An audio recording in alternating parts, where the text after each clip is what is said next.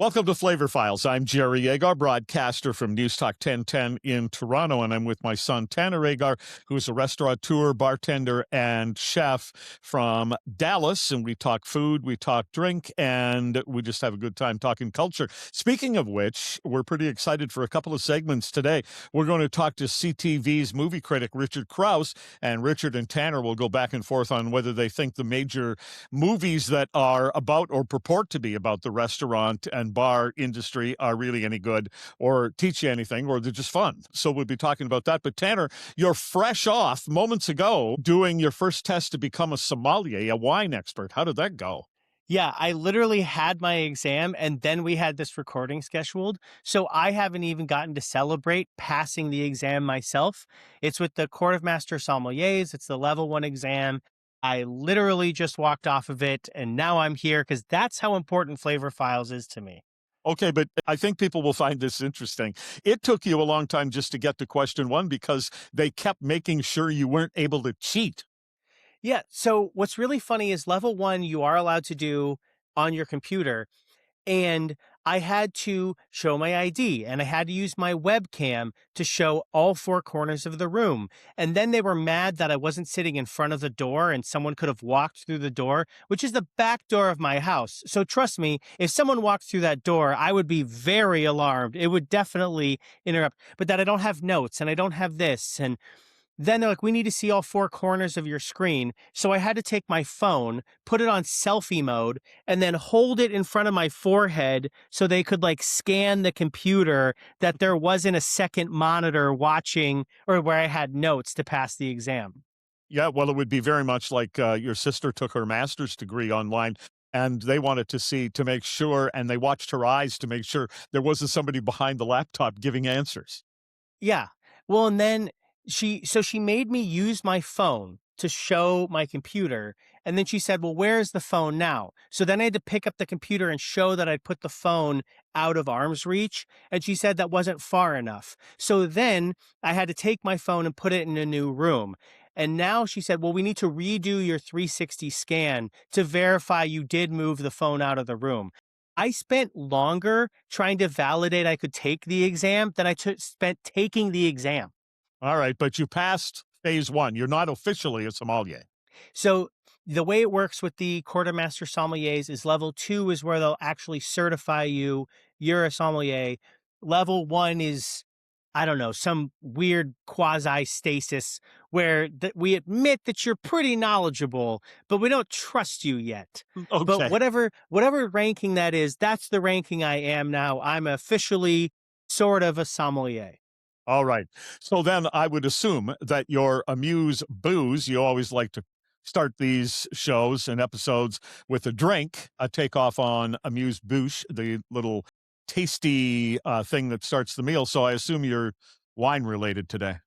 Oh, it's wine related today. Of course, I've had to drink so much wine. And, it's good. I've made that sacrifice for the people. It's good, and you're welcome. But what we're doing today, this is a wine I've already liked. I've actually been to the Fête du Bordeaux, the Fête du Vin in Bordeaux. It's a huge wine festival they do every couple of years. So a wine that I absolutely love, it's called Sauterne.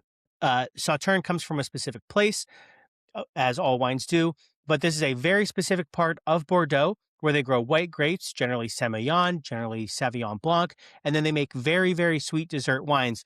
If you can actually see this, notice this bottle is 375 mils. It's a half bottle size.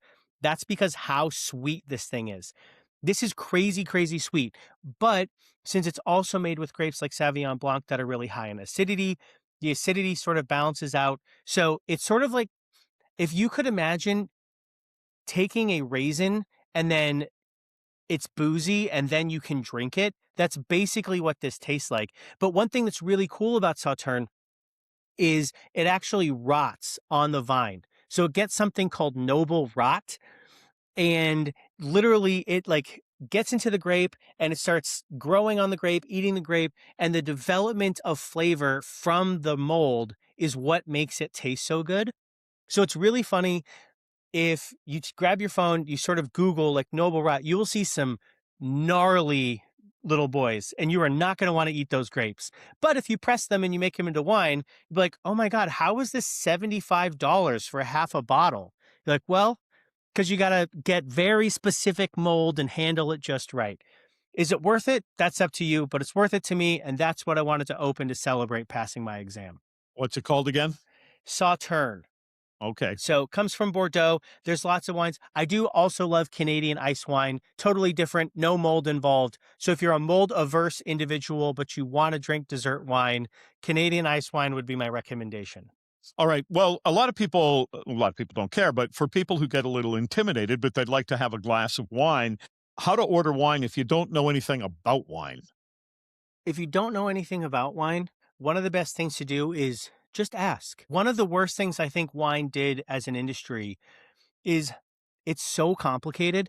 There's so many soils and there's so many places and there's so many grapes. There's so much going on. And while that makes it really fun to engage with wine if you know what's going on, I don't think they did a really good job making normal people feel like it was okay to ask questions, that it was okay to not know. And so if you're in a restaurant and you want to order a bottle of wine, but you don't want your date to know you don't know anything about wine, the very best question you can ask is to just say, what sort of a medium bodied wine you think would go well with our dishes tonight? What's great about medium bodied wines is they're medium. So if you get a really large, big, heavy dish, it's not going to get washed out because you have too light a wine. If you have really light, fresher dishes, you don't have a wine that's so big it's going to get in the way. So you could literally just say, I really want a medium bodied wine tonight. And immediately that one sentence, which you don't even have to know what that means. You don't have to know how to drink a wine and know, is it medium body or not? Just say medium body and then let the server go, well, this is probably what I would go with. And then don't pick the cheapest wine. The cheapest wine on a list generally has the highest markup, so you don't get like the quality to ratio there. Plus, if you're on a date, don't pick the cheapest wine. Okay? Like the opportunity cost of spending the extra $20 is worth your extra $20. All So right. order the second cheapest wine that the bar has. Here's what I'm afraid of, and maybe this is just me because I don't know anything about wine, is that I'm afraid to ask for a recommendation because they think they're going to recommend really expensive stuff. Well, it is our job to sell to you. Yeah. I mean, so we want to do that. But one thing you can absolutely say to someone is to say, you can just tell them, I want to do medium bodied. I'm thinking around this price point tonight. You can say that. Of course, there are always going to be people that are like, oh, that guy's cheap. But if I'm at a nice restaurant, I can say, I'm looking for something sort of medium bodied. This is what we're thinking of having for dinner. I want to spend about $100 for my bottle of wine. A bottle of wine has 5 drinks in it. So if you think of it from that perspective, $20 per drink, I understand that that's not cheap, but that's also not that expensive when you compare it to what a glass of wine is at a lot of restaurants these days, or cocktails are at a lot of restaurants these days. And so you can say that to people. Or what you could also do if you start to get a little bit more knowledge is you could sort of say, hey, I'm looking for something medium bodied. Maybe you like Italian, or maybe you like French. You could just say, I wanted to do something, maybe you want to drink white wine. You go, I want something just, really fresh. We're sitting on the patio. We want it to be spring. Can you bring me something just kind of fresh? Which would you suggest? And generally, fresh white wines are also going to be the cheapest. So if you're trying to like save a little money, just tell them what you like is really fresh, young, white wines, and then they'll point you to the cheaper wines on the menu. So you look like you're buying based on your taste, even if you're actually buying with your wallet. Well, I was looking at something you had sent as tips to me as we were putting this together, and it made me think of ordering food in Mexico. If you can't pronounce it, just point. Just point. I remember one time I was still a waiter at the time, and this guy came in, all the call signs of nervous first date. He's a little bit sweaty. You can tell he's got clothes that they don't quite fit him. Like he definitely doesn't have a tailor, and he's also not comfortable in these clothes. So he clearly like got dressed up for this activity, right? And he's sort of talking about wine, and he's trying to get himself through. And I felt so bad for the guy. So the Tempranillo is a type of Spanish grape, really, really popular in Spain. It also grows in Texas. and it has two L's at the end. So in Spanish, two L's pushed together, Tempranillo, like a Y basically. Okay. He doesn't know this. So he's trying to front that he knows about wine. And he goes, "We're getting Tempranillo. Let's do the Tempranillo." And he keeps repeating the word Tempranillo in front of his date. And I'm mortified for him because I want him to have a good time. I want him to have a good date. My tip is based on how happy he is. Yeah. So I get him the Tempranillo. I take it, I open it, I pour him the little sample, and I just completely turn my back to the woman, which you should not do. This is bad service. I turn my back to her and I lean in and I whisper really quietly, "Your Tempranillo, sir. Would you like a taste?" And he made eye contact with me and they were just like so wide but knowing. And then he just goes, I pour him, he like swirls it around, makes a big show of smelling it, and then goes, "I love Tempranillo this time of year." I'm like, "Okay, man, whatever, get it." But they had a great rest of their dinner. They were happy. And at the end of the day, like I said, I think wine, if wine is going to recover from the slump that it's in, part of the way it's going to recover is by making more people feel like they can understand it and enjoy it without having to speak several languages and memorize all of this. Like, you don't Yeah. want to talk about soil type. You want to drink something you like. That's right. Now, Tanner talked about soil type, and all of those things just earlier before we recorded this, and he's taken his first step now toward officially being a sommelier. So I know you know a lot about wine, but you're going to make it official here eventually. Now, coming up next, we're going to talk to Richard Crouse. And he is CTV's movie critic. If you went to the Toronto International Film Festival and you saw a presentation where you see the film for the first time and then the director and or lead actor are being interviewed, chances are Richard's the guy doing the interview. So Tanner and Richard will talk about the great food and restaurant movies next on Flavor Files. So it's movie night here on Flavor Files today, and Tanner and I are joined by the host of a top 30 podcast in Canada, Entertainment is Broken. He is the film critic for CTV, and I just simply call him Canada's beloved movie guy. It's Richard Crouse. Richard, thanks for doing this. Thanks for having me. Okay, our whole idea here is Richard has a little list of best food, chef-related, restaurant-related movies. Tanner has a shorter list, and I have a couple of things. So for a couple of segments here, we're going to talk movies. Let's get right into it here, Richard. I have your list. Let's start with a movie called Big Night. Big Night is a movie that I love. And I should preface all this by saying that I worked in restaurants as a waiter and a bartender for almost 20 years. I never worked at back of house, but I started off bussing tables and I ran bars and I run restaurants. I'm very familiar with the inner workings of restaurants. And so when I look at movies, I try and go for authenticity. It's a movie, not a documentary. So, of course, it's not going to feel exactly like being in a restaurant. But The Big Night to me really feels to me it feels authentic. It feels that it's a movie that is about the love of the restaurant business. It's about two brothers that are just really trying to make a go of it with their restaurant.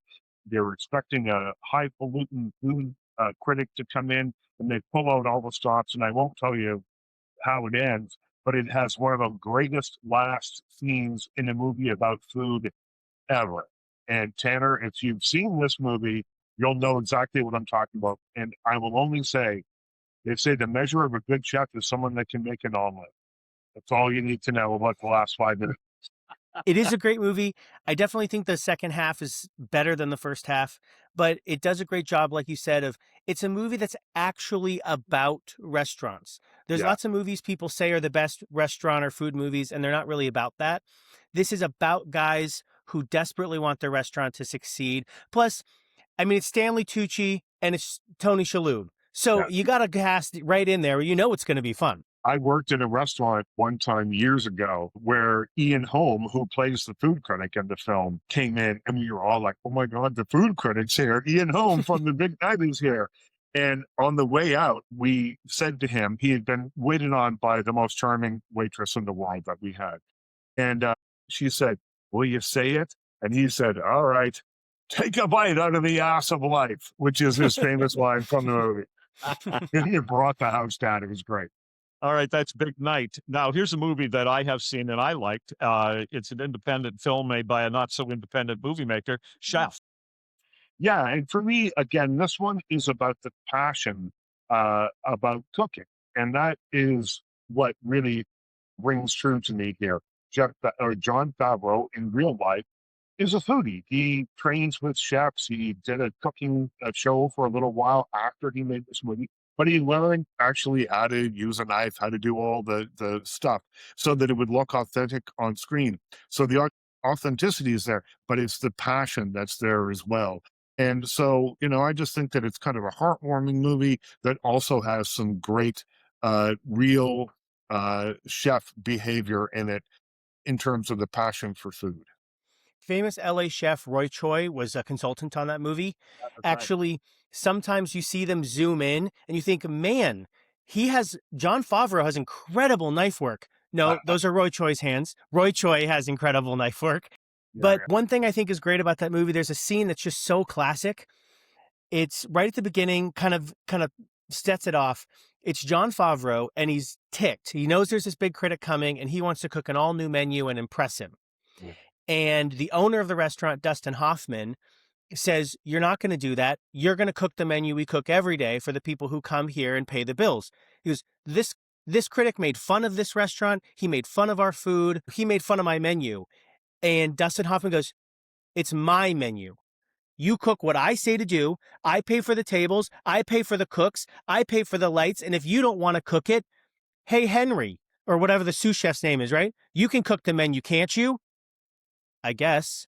And it's sort of like that scene is such a really great moment that I think a lot of chefs have struggled with, of the idea of like, it's my restaurant, it's my menu. And at the end of the day, it's actually whoever pays the bills. And I've had some friends really be on the wrong side of that. That's a movie called Chef. Let's move to, I don't know this movie, Richard, Tampopo. Tempopo. It's from 1985. It's they call it a ramen western. It's a really quirky love letter to restaurants and to food, and it follows a widow who is trying to perfect her noodle soup while exploring all kinds of eating experiences.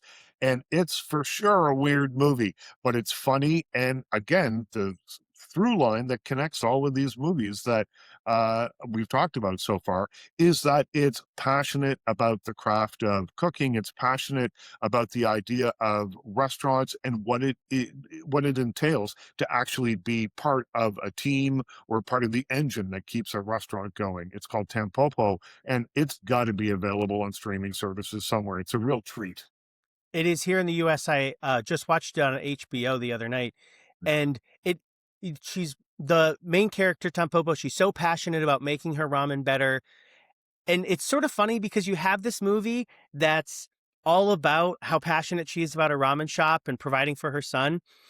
But then also there's these weird vignettes of, and that was probably my favorite point, where they just have people in restaurants that have nothing to do with the main storyline. Like these Japanese cotillion society trying to eat their noodles quietly enough. Meanwhile, there's some American tourist who's making so much noise slurping that the entire cotillion class is staring at him. And so it's sort of funny, like how they both incorporated the struggle of someone behind the stove and sort of the weirdness of the fact that everybody can walk into your place of business. I always said that bars and restaurants are the last true democratic place. For the price of a drink or a plate of food, you can sit next to anybody. You'd never know who's going to be sitting next to you having a beer at the bar. And I love that. We're talking food movies here with the CTV film critic and host of Entertainment is Broken as a podcast, Richard Crouse. Okay, your next movie here, Richard, is Waiting. Yeah, this one, I don't know if it's a great restaurant movie, but it's about a chain restaurant and the dysfunctional people that work in it. And I worked in a bunch of those and when I was first starting. And the first restaurant I worked in was called Mr. Green Jeans, and it was a massive. There were about 400 employees at any given time at this place, and it was wild. I would go to the bar. I was eventually a bartender. Started off as a busboy, then moved my way up to bartender. But I would go set up the front bar at 10:15 and there would be 10 people outside waiting to get in. And then by 10:30, there'd be 35 or 40 people. By quarter to 11, there'd be 200 people. By 11 o'clock, we would fill the restaurant, 400-seat restaurant, and it would stay on a wait until midnight. It was the most ridiculous place I have ever worked. And so we used to blow off some steam after a shift. You know, back in the days when beers cost $2.50, I was selling $3,000, $4,000 an afternoon on that bar. So it was wild. And this movie, Waiting, just kind of felt to me like it could have captured the chaos that goes into working in a place like that. For anybody who's worked a job where no one really cares about their job, that's also what this movie's about. I mean, I feel like this movie sort of helped establish Ryan Reynolds, and Ryan Reynolds is kind of the exact same character and everything. And so if you like Ryan Reynolds, watch him be a 22-year-old complete dirtbag and watch a bunch of cooks. And the funny thing is, while Waiting is not exemplary of the restaurants I have now, it's 100% exemplary of the restaurants that a lot of people worked at in college. It's like a bad Fridays where every single person is inappropriate and hates their job. And that's what the movie's about. This is one that I don't put on my list because I don't think it's a food movie, but you put it on your list, Richard. It's Waitress. Tell me why you like it. It's a restaurant movie. That's why it's about the idea. And again, if you heard the last segment we did, it's about that passion and that love of being in a restaurant. And this stars Kerry Russell. She's got a small town pie making, or she works in a restaurant. She makes pies. She's trapped in a bad marriage.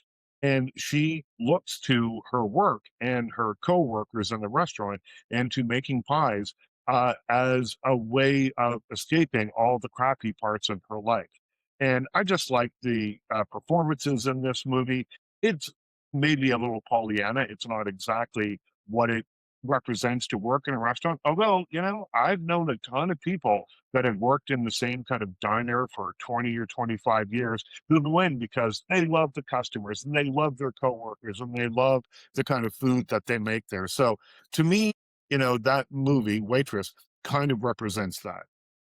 See, what I don't like about Waitress as a food movie is I feel like it's a movie about female friendship, about potential motherhood, about a bad relationship, that the core of the movie is about her network. And if she worked in a sewing shop, the movie would be the exact same. So while to me, it's a movie that takes place in a restaurant as opposed to the restaurant being one of the characters. Like we talked about Big Night in the last segment. The restaurant is struggling. The restaurant has to prove that it can make it. The restaurant has a competitor that's eating its lunch, right? The antagonist in a way is the restaurant. Whereas Kerry Russell talking about pies and having an affair is like, I guess for me, I'm like, there's no chefing. You know, nobody cuts themselves. Let's get a movie that both Anthony Bourdain and Richard Crouse agree on. You told me the day I asked you to do this, Richard, that this was your number one movie. What is it? Well, it's Pixar's Ratatouille. And, you know, you might think that's kind of an odd choice, you know, a story about a rat that wants to be a chef and, you know, learns how to cook French food. But Anthony Bourdain loved this movie, and I love it too, because it is a movie where if you look at the chefs, they have little burn marks on it's an animated film, but they have burn marks on their arms like chefs always have from getting burned and hurt, injured while they're cooking. It's a movie that is in love with the restaurant business and the passionate food making that goes along with that. This is a movie that, in a lot of ways, feels to me like a movie that really captures, even though the story is, you know, I mean, I've seen the odd rat or two in a restaurant that I've worked in, but never wearing a chef hat or making food. And I think that this movie really captures the love of food and the love and passion and chaos and all that stuff that happens when you're running a restaurant. And like in particular, in this one, it's a fairly high-end restaurant kitchen. But even if it's not a high-end kitchen, it's that love that you have to have for the business because it's a rough business to get in and stay in. And Ratatouille shows you why people do it. it also shows something the main character or the head chef, who's passed on, Gusto, I think is his name, his phrase about how anyone can cook. I think that's also something that's really great about the movie in that cooking really is a skill and it's a skill that you can apply yourself to. And the idea that if a rat can do it, so can you, that's so uplifting. But it's a great film. I generally like the older Pixar movies just across the board. And I think this one, like you said, unlike what I was saying with Waitress, every single thing is about the love of food and wanting to make it work. And they also did a good job of trying to highlight the best parts of it, as opposed to some things like The Bear that only want to highlight the worst parts of restaurants. And the tension and all that stuff. We'll talk about the various. Yeah, we'll come back to that. Okay, that's Richard's list, and that's Ratatouille, and all three of us love that movie. Now, Tanner, on your list, you had Good Burger. Yeah, I'm not going to argue that Good Burger is a good movie. I just was a kid that I grew up with it. It was on Nickelodeon. So The Good Burger, it's cultural for me. It's not a good film, I'm sure.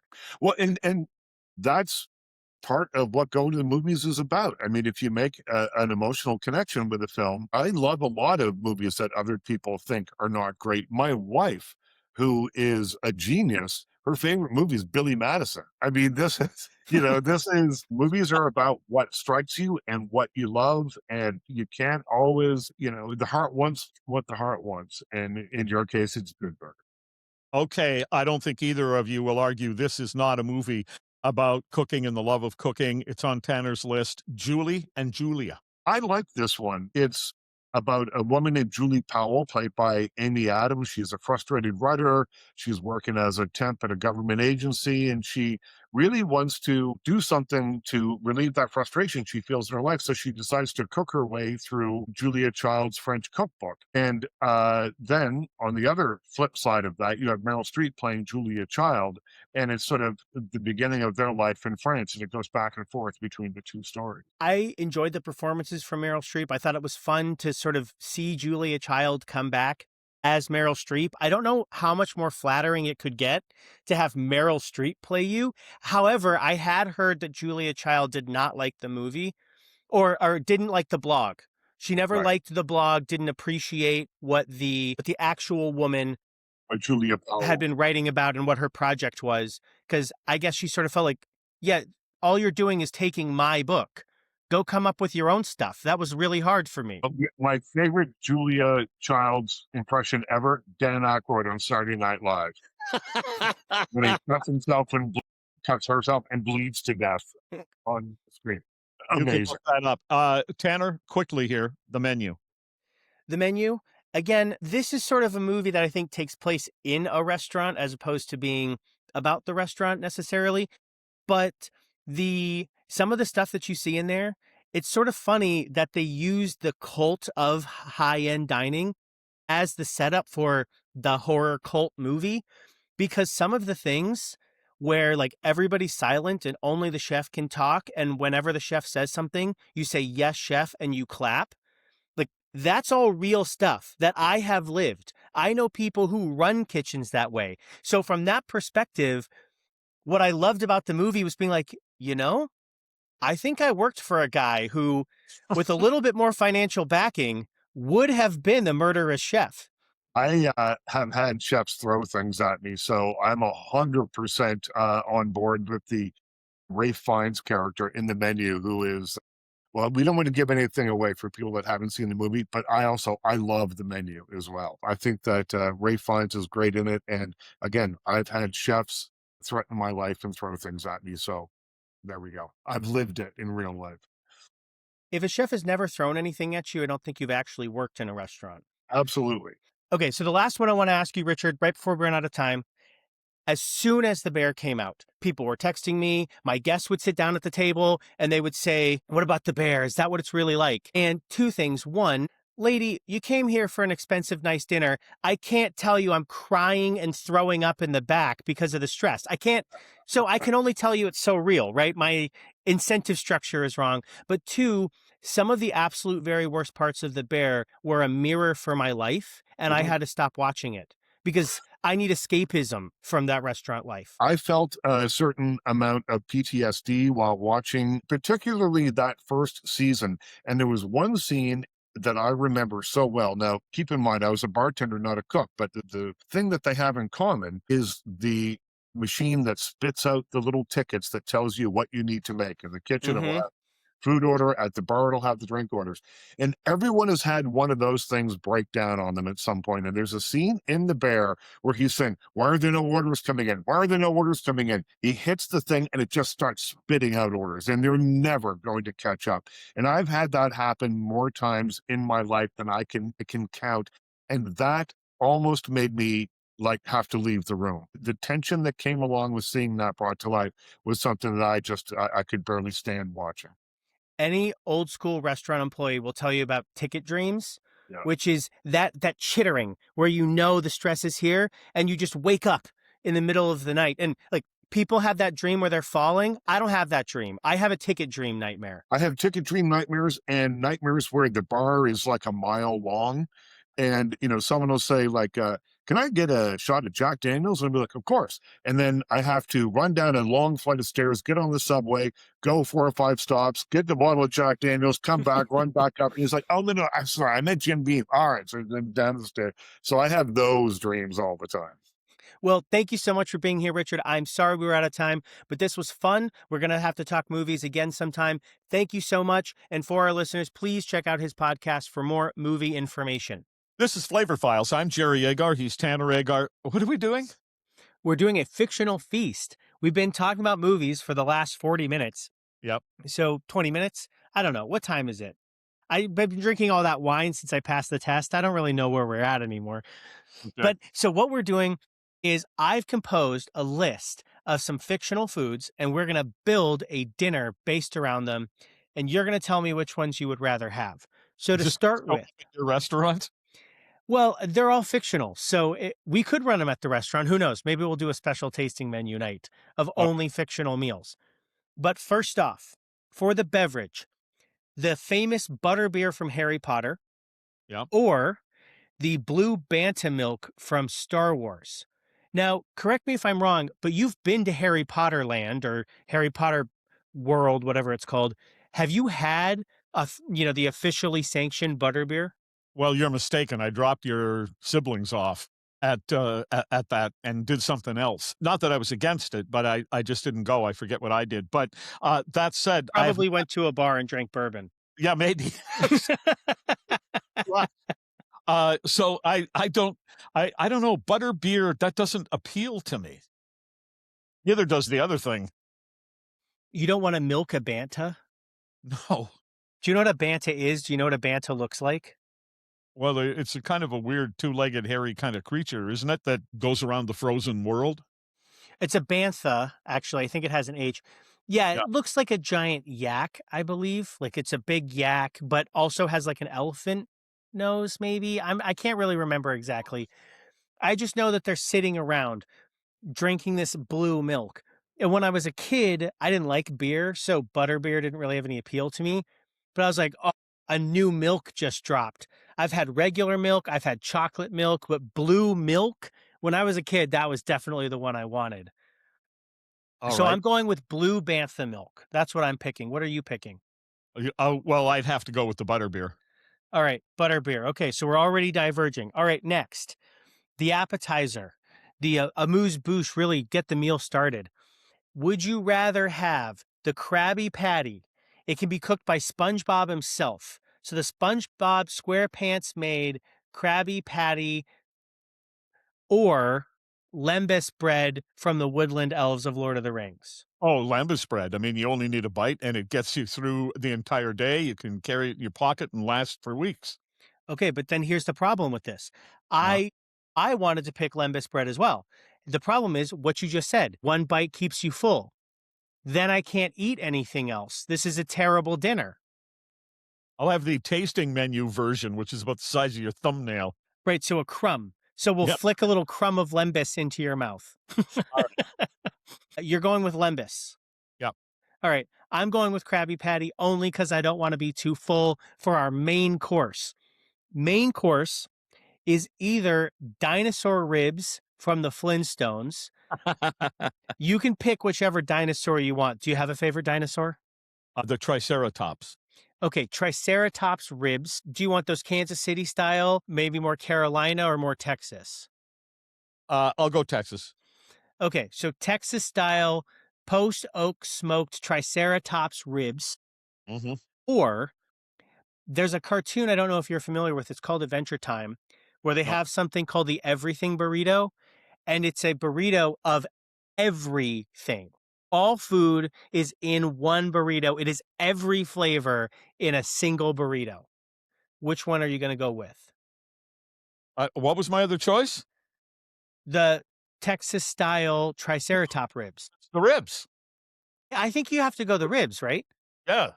This Right, is no- because I've already tried all the foods that we have, and when you mix them all together, you sort of like, you know how a rainbow's beautiful, but if you mix them all together, it's black?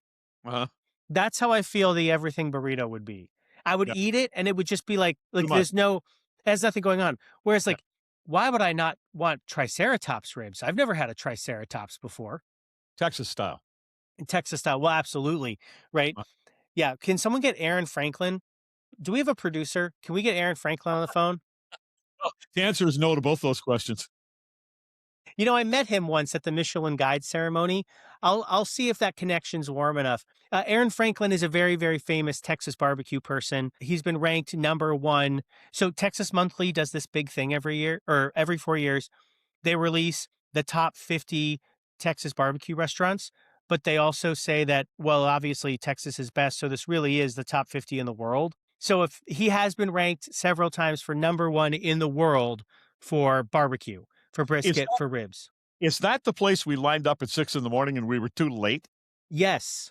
And I've never had his barbecue. Right. So so neither have I. I have Okay. spent more time talking one-on-one to Aaron Franklin and drinking champagne than I have had eating his brisket, because exactly right. You and I showed up, and there's so many people were already camped out and in line that we were standing around, and some lady finally came by and goes, "Just so you know, you won't be guaranteed to get food."